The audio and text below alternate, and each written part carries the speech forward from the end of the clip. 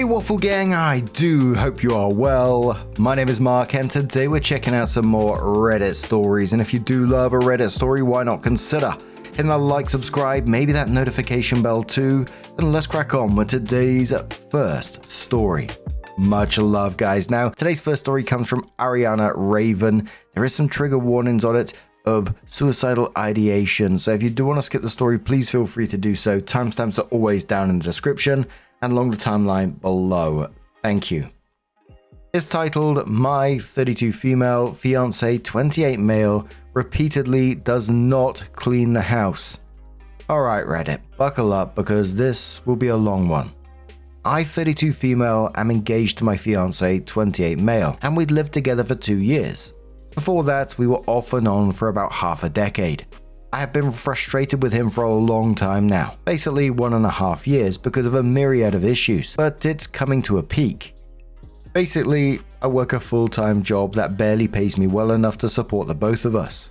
We're living paycheck to paycheck, and it is a super demanding job. I'm completely beat when I get home. He moved to live with me from out of state, and the initial plan was for him to work at least a part-time gig, which would allow us to live comfortably and be able to save at least a little. Right now, we have no savings. He hadn't found a job in 1.5 years, and he says he's been looking, and I've snooped enough to know he had, but seriously, 1.5 years looking and only a handful of interviews to show for it. During this time, the deal was that he looked for a job and cleaned the house while I worked. He hasn't really ever worked a job for more than like a year consecutively, and he only has a high school equivalency. He hemmed and hawed about going to college and what he wanted to do for a living and all that. I've been trying to help him figure it out, but he basically was just giving what he thought I wanted to hear. He had said he wanted to go to school to work in IT, but turns out he just thought it was something he could do and he did not really want to. So even when he said he was looking at programs, he wasn't really applying himself to get into them. So finally, I gave a whole rant saying, I know you're not really doing anything seriously, dude. What do you want to do? So I literally gave him 2 weeks to look up career paths and pick one he could actually see himself doing. So after having to push him, he picks being a YouTuber. A bit unconventional, but there are people who make a good living, and he has friends who do so. So, okay, I had people support me to get my dream job, so I'll do the same for him. So we get him a nice microphone with a promise that if we get him this, he will really do the YouTube thing. We get the microphone and I say, you don't have to apply for jobs for 6 months to get it started. Well, that only lasted for like a month with inconsistent uploads and him again hemming and hawing and giving excuses. So I have another talk and I'm like, why hasn't this been happening? I didn't expect him to make it big, but at least have consistent uploads. The style of video he uploads are barely edited, so he basically just records, checks the sound and calls it a day. We dig a bit and it turns out it's a mental block because of his emotional abusive childhood, which I totally get, but I don't think it should be an excuse. I work with children who have experienced trauma and continue to study the effects of trauma on the brain and behavior. Plus, I've experienced childhood issues myself, so I try to be understanding. So now he says he still wants YouTube, but nothing is being done. For a while he said he was watching other videos to research, but even if I believe that, it went on for way too long to be reasonable, and after more digging, nothing is happening. So after months, starting way before all of this, of talking to my therapist about this, I realize I'm okay with him not working, but if he's not going to work, I want him to do like 90% of the cleaning, and I want the house to be clean. He agrees. Great. But no. I come home for months with the house being barely cleaned or not cleaned at all because he had a bad day. Months. I've been asking and helping him form schedules and helping him with his mental health issues and giving him workbooks to work through things and more and more and more. So right before Christmas I took a vacation and I cleaned the crap out of the house with no help because his foot hurt. There was stuff he could have done without using his foot, but no support. So the house is clean now. No thanks to him, and I go back to work and ask him to put away the clean dishes, clean the microwave and wipe the stovetop. So I come home, microwave was not clean, most dishes are put away but some are incorrect and there's still stuff in the dish rack. Stovetop wiped down but some spots are still dirty, and he's playing D&D with his friends online, and I am mad and he's defensive. We're able to talk it out and he promises to do better. But we have had that conversation over and over and over and over again. To be fair, he has improved, especially over the last about 9 months, and I wasn't really holding him accountable throughout the first year, and I feel more like a mix of a mum, therapist, and fiancé. I don't want to be a naggy sitcom wife, I just want to be a fiancé. I don't think I should have to constantly ask for stuff to be cleaned. I don't think I should be the driving force for like so many things in his life. He just tends towards complacency. I don't think he realizes just how cush his damn life is right now. We only have cats and no kids, so it's not like a ton of cleaning. He gets to stay on his computer playing video games and hanging on Discord. Granted, I have my own emotional and mental health issues, and he can be very supportive through that.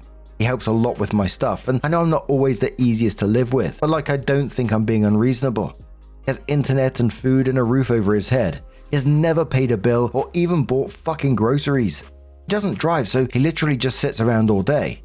He has a history of bad work ethic in jobs and no motivation, and like without me, he has nothing here. His family and him are on the outs. He's halfway across the country from where he grew up. He knows no one here except the people he's met through me. He has no resources, so I feel guilty or obligated or whatever. But like, I know I shouldn't. I'm just mad at the attitude he has and the way he shuts down when I talk about this.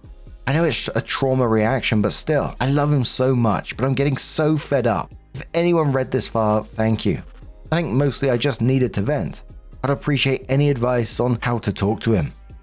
OP just sounds absolutely exhausted with this situation, and I was exhausted for her by the end of this. It sounds like he's been given every opportunity to help himself, and he's not. And look, I get mental health issues, but at some point the person has to help themselves for any meaningful change, and it just doesn't sound like he's doing that at all. So at some point down the road, it brings you to a fork in the road. Do I want to continue with this path where he's not going to change, or do I go my own way? Because it sounds like OP is literally carrying everything at the minute, managing, his career ambitions, his trauma, his therapy workbooks, his cleaning schedule, the emotional stuff as well. Like OP said, she probably just feels like a mum in this situation rather than a partner. And the YouTube thing, she brought him a microphone, gave him 6 months off of job hunting so he could actually do it. What an opportunity for someone. Most people getting started, or forever, have to do it alongside another job. And what gets me about this is OP keeps calling herself naggy like she's the problem in this. Like I said at the very start, she's not naggy, she's just exhausted. But a commenter says to OP, he doesn't work, he has a bad work ethic, he doesn't drive, he doesn't clean, he won't discuss problems like an adult. What you got here is a dependent child, not an adult, and definitely not fiancé material. Put him back on a bus back to mum and dad. Commenter says he has a very good deal. You work, he plays. Why would he change? You know exactly who he is. The problem is that you still believe in the person he could be and are not seeing the person he really is. He is still the little kid that mummy makes do some chores. Can being without him really be worse? Commenter says, what could possibly be so great about this guy that you think he's the best you can do? Commenter says, oh my god, read your own post aloud, OP.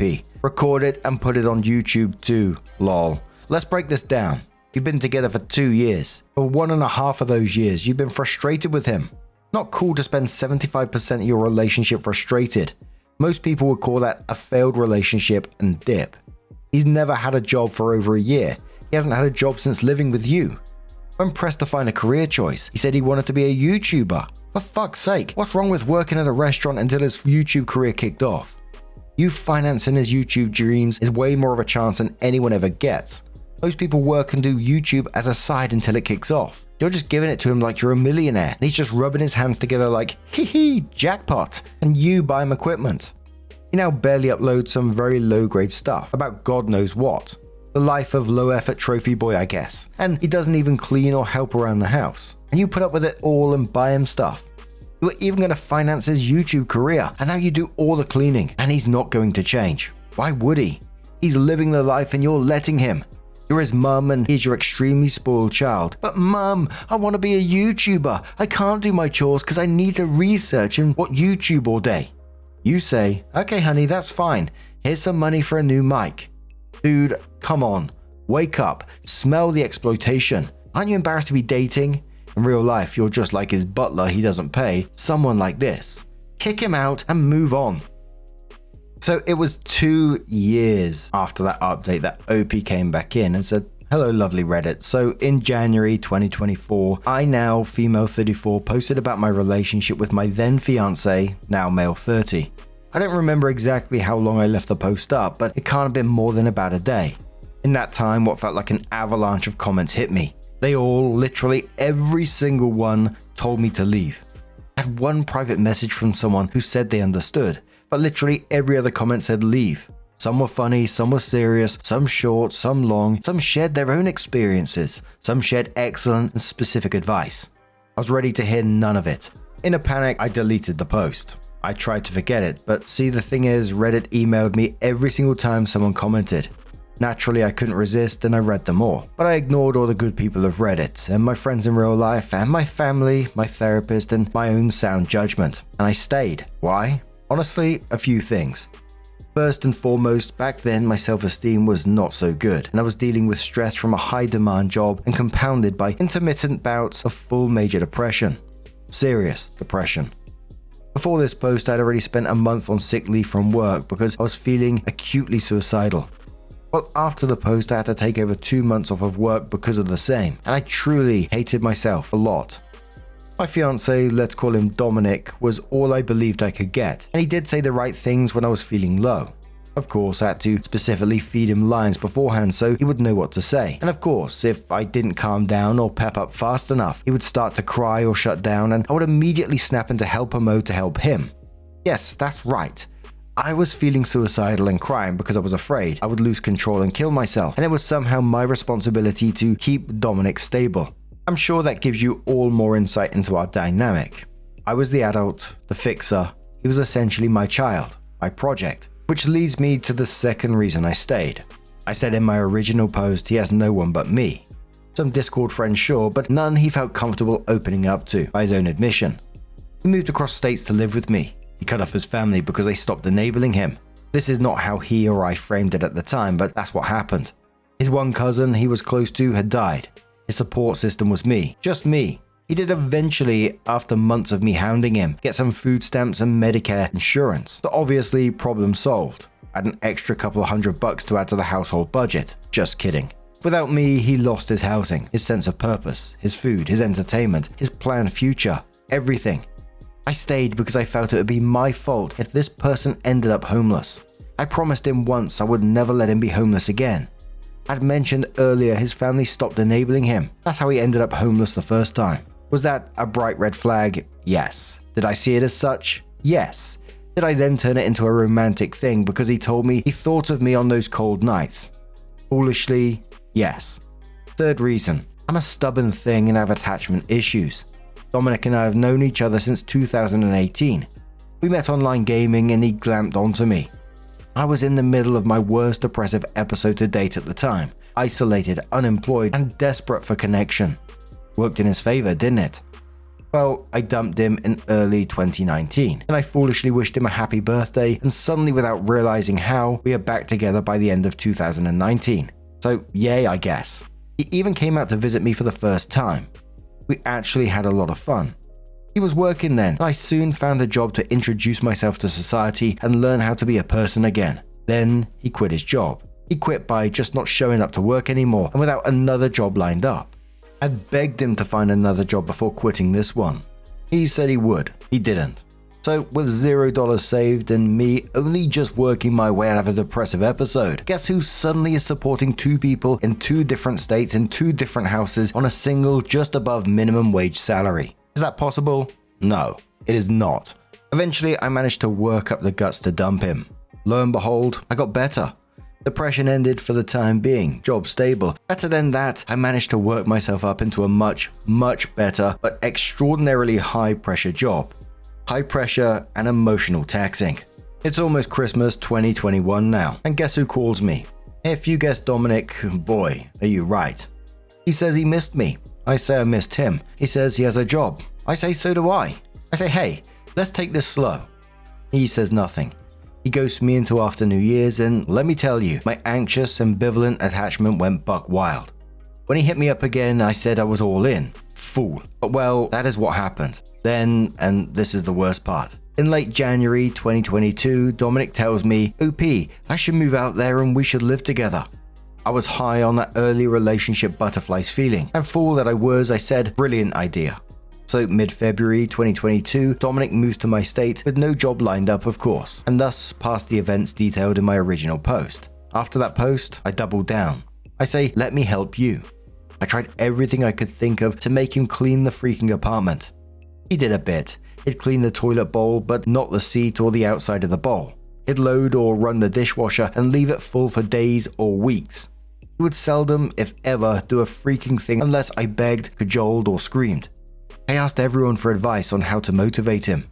I did all the good conversation skills when we talked. I validated him. I understood this trauma.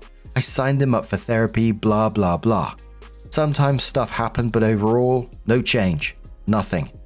And me, I did better than I did worse, and then better and worse. And resentment slowly built. Built and built and built. Had good, insightful, caring friends. Had a supportive family. Had a good job. Had a long-time therapist and was doing deep work on my past trauma and my depression and anxiety. I got medicated, and slowly, without admitting it to anyone, most of all myself, I lost patience in Dominic, and I resented the ever-loving fuck out of him. The relationship was over long before I ever realized it. Of all the things to turn the tide, it was a conversation with a coworker I was not super close to at the time. We're friends now. It was late August 2025. I was complaining about Dominic. My worker said, "Do you want my advice?" I said, "Sure." He said, "You gotta leave him." He went on to say other things about why, but that didn't really matter, because for whatever reason, when he said you gotta leave him, I realized, yes, I do. So I did.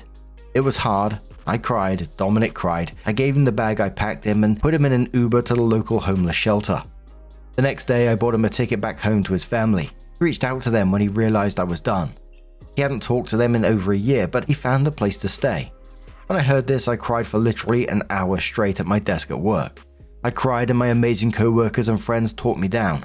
A couple of them were actually waiting around the block when I ended it with Dominic so I wouldn't be alone. Others made plans with me so I had support over the weekend. My parents offered to let me stay with them or have them pay for a deposit to a new apartment so I could leave my old shared home. And literally every single person who knew the situation who I told about the breakup, every single one said some variation of, "Oh, thank God." My rather colourful mother said, "It's about fucking time." It was hard, and the weekend after the Thursday I broke up with him, I cried a lot. By Monday, I felt better. I healed, I moved, I re-established the self-care routines I had let slip. I strengthened the friendships with the amazing people around me. I went to therapy, I adjusted my meds, I opened up, I got better. Months later, March 7th, 2026, I was lying in bed and cried about the relationship for the first time since that weekend after the breakup. I cried because I'm doing so much better now. I no longer hate myself. I no longer end my days exhausted. I no longer isolate. I'm losing weight. I'm doing healthy things. I'm being social. I'm happy. For the first time in my adult life, I'm genuinely, sustainably happy and confident in myself. I cried because now I only need to see my doctors every 6 months to check in. I cried because my friendships are strong, my family is closer than ever, and I'm making art again. I cannot overstate the difference between me and the woman who wrote that first post. I never thought I could get to a place where I did not hate the person I am. I came back here to say thank you. I didn't listen to the plethora of good advice I got, but I read every word and it stuck in my head. Your words, the subtle and not so subtle words from my support system, they all clanged around in my noggin until they clicked. So thank you for whatever part you played in getting me there. It was worth it. It was all worth it. I want to say too, if any part of my story here or on my other post resonates with you, if you recognize yourself or your partner in my words, don't do what I did. Listen to the people trying to help you. Listen to me. Do not be afraid to do the hard thing and put yourself first. It's hard. It's worth it. A couple of the top commenters, the first one says, "This is a very hard thing you did, and you did it. I hope you really get back feeling proud and in awe of yourself. Congratulations." Another one says, "Thank you for this update. I'm so happy you put yourself first. You sound like such a kind person and you deserve a good life." Another one says, "You got out. I'm proud of you. Be proud of yourself as well." And one more says, "Gosh, you must feel so much lighter. Hope you're proud of yourself because you made it through all that and knew you deserved better, and that's so hard." It was interesting to hear, sad, but interesting to hear about what Opie was going through herself, you know, with the depression, etc. It can certainly do a number on you. But in that update, I think I was relieved, like a lot of the people in her life, people turning around and saying, oh, thank God, and the mum saying, about fucking time. She just put him in an Uber and sent him on his way with a ticket home. And by that following Monday, she felt much better. It kind of says it all right about what she's been through. And for the first time in a very, very long time, she's happy. Actually happy. And that's the ending that she deserves. But what do you guys make of this situation? Let us know your thoughts down in the comments below. And let's move on to another story. Now, today's next story comes from Willing Ride 6573 from the Am I Wrong subreddit. And it says, am I wrong for singling out one wedding guest to not have a +1? And this story does have some trigger warnings on it of physical violence, body injuries, racism, and emotional abuse as well. So if you do want to skip the story, please feel free to do so. Timestamps are always down in the description and along the timeline below. Thank you. So I'm a bride-to-be. 24 female with my partner 26 male, trying to define our guest list. We're going through who is on the chopping block, and we started with problem guests. How we defined problem guests: may cause drama, start a fight, or may need to call the police. We've taken out some of our own people from the friends and family group that would arguably make the day way more stressful. About 6 people. Now, most people are getting a +1. But +1s must be an established partner, no situationship or first dates.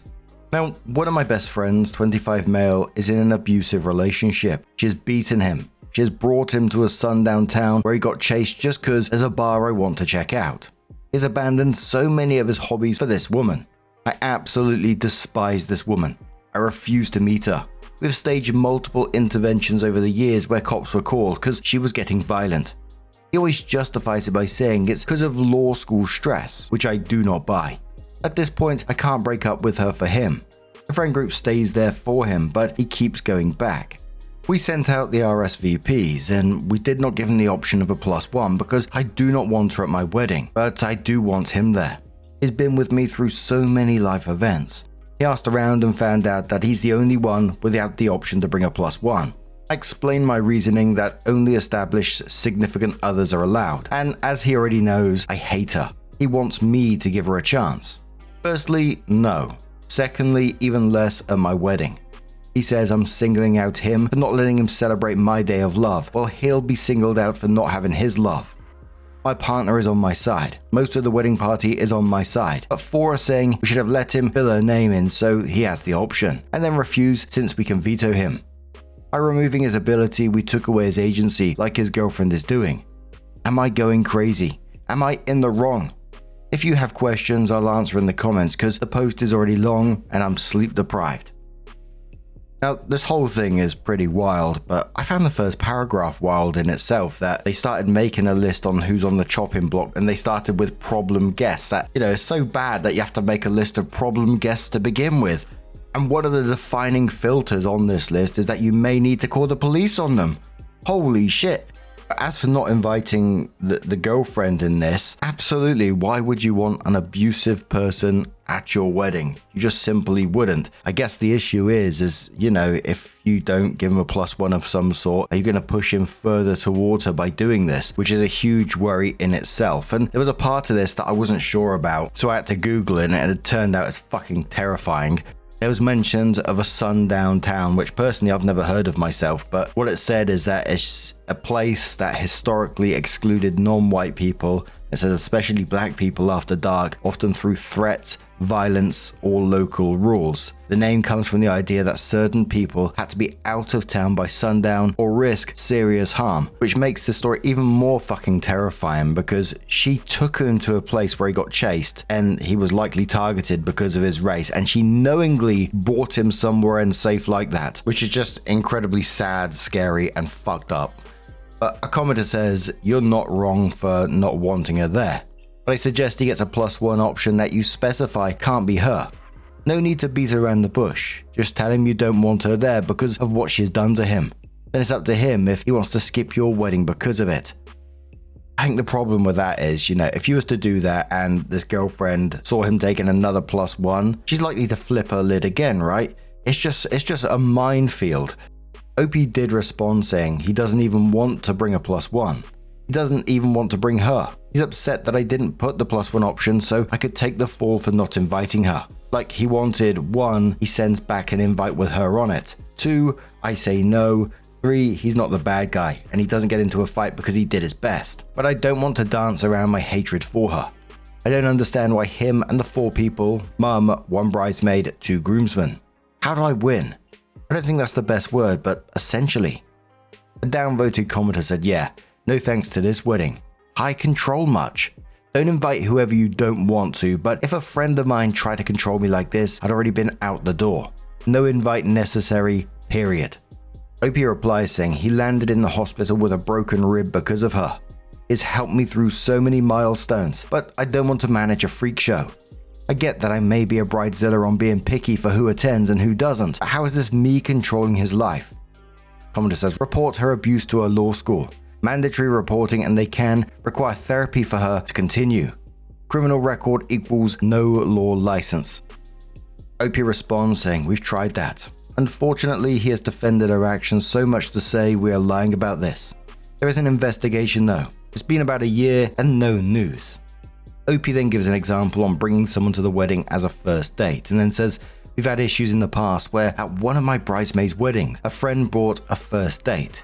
She proceeded to harass the catering for a second plate, got wasted and ruined the live painting. So the entire friend group has had that rule since. Another commenter says, please don't isolate her out because of him. If you don't invite him, he has more motivation to isolate her from you. See, I told you your friends don't care. I'm the only one who cares type crap. OP says he is invited. He just wanted me to play games and be the bad guy in refusing her attendance. Commenter says, please don't confirm this is a black man with a white woman, abuse and sundown town. If so, this is so far from being about right and wrong, which you're not wrong, it's your wedding, and more the need for therapy, professional help, self-esteem, and black history. OP replies saying it is, unfortunately. He thinks he's not far enough gone for therapy. We've tried so much. We're at a point where we're just waiting for the water to spill out of the vase. And one more commenter says, if he is your best friend, any family of his you are close to that could come with him. OP says he would have been part of the wedding party if not for him to specify to not put that stress on him. All his main friends will be there, like the people we go to the bar with bi-monthly. So OP did come in with her update and says, so after multiple DMs, we've come to a middle ground. Kind of. She threw him out of their apartment for considering attending an event without her. He's crashing on either his sister's or cousin's couch. He's in the middle of a crisis because his normal is gone. I personally am hoping she actually leaves him alone this time. Not the first time he is kicked out, but it seems different since other wedding guests heard of the altercation and gave him shit for forcing to play her games. He won't be at the ceremony, just due to the nature of the event, but will be at the reception to hang with people. She is still banned. She is also blowing up my phone on how I brainwashed her partner. Okay. She did send a couple of threats and we called the police on her. We're sending this to the concerned authorities, given her trying to become a lawyer, to make sure she can't practice. Fingers crossed, everything goes well. We're going to be there for my friend while he picks himself up. He is finally clicking that she will make him miss important milestones and he doesn't want this anymore. I didn't share this in the last post, but he means so much to me because he helped me out of an abusive relationship. Incomparable to what he is going through, but I was also heavily abused. He did it for me, I wanted to do it for him. Thank you to everyone who commented, and we did rectify the English versions of the RSVP to more close to the French ones. We removed ambiguous language suggesting a random person to their significant other. If anything else crazy happens, I will update again. Knock on wood, nothing prompts me to do so. An absolute messy situation, but hopefully this might be the start of him actually getting out of it. To me, it feels like there's still quite a lot that could go wrong. Obviously, him going back, if they do report her to the law school, which I'm not saying they shouldn't, but once she loses everything, then what else has she got to lose and might go full nuclear, right? But I really hope that he does get out of that situation. But what do you guys make of this one? Let us know your thoughts down in the comments below. Just a huge thank you for being here today, getting involved in the stories, your love, your support, your time. It always means the absolute world to me. So thank you so much for being here, truly. And I'll see you in the next one. Take care and much love.